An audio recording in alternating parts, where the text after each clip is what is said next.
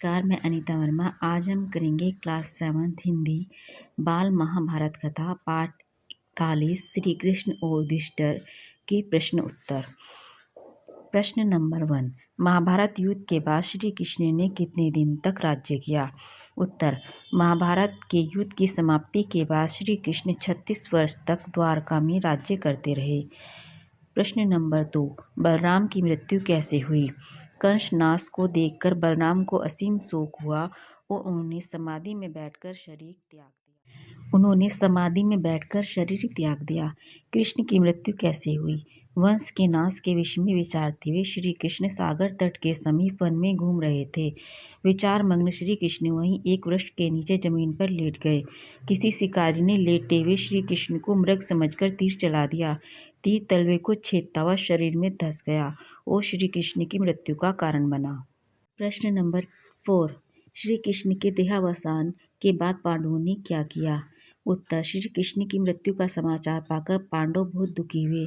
उनके मन में संसार के प्रति वैराग्य उत्पन्न हो गया।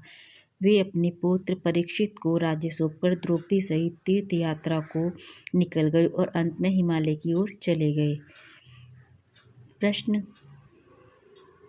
नंबर 1, गंगा ने शांतनु से कहा, राजन क्या आप अपना वचन भूल गए?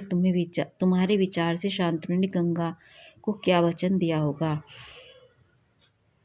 उत्तर, शांतनु ने गंगा की शर्त के अनुसार यह वचन दिया था कि उसके किसी भी कार्य में उन्हें बोलने का अधिकार नहीं होगा। इसी वचन के आधार पर गंगा ने एक एक करके 7 पुत्र नदी में फेंक दिए, किंतु शांतनु सदा चुप रहे। वचनबद्ध होने के कारण उन्होंने कभी कुछ नहीं कहा।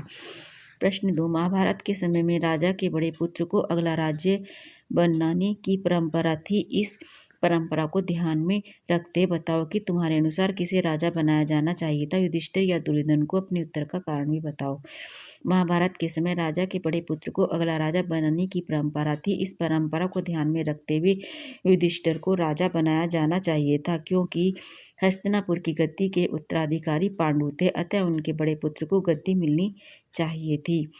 प्रश्न 3, महाभारत के युद्ध को जीतने के लिए कौरव और पांडवों ने अनेक प्रयास किए। तुम दोनों के प्रयासों में जो उपयुक्त हो लगे उनके कुछ उदाहरण दो।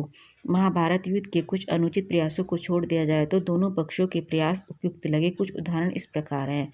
अपने मित्रों की सहायता लेना, युधिष्ठिर का भीष्म, द्रोण, कृपाचार्य, शल्य से युद्ध करने की आज्ञा लेना, पांडवों द्वारा श्री कृष्ण को अपने साथ लेना, पांडवों द्वारा कौरव पक्ष के लोगों को सहानुभूति पा लेना।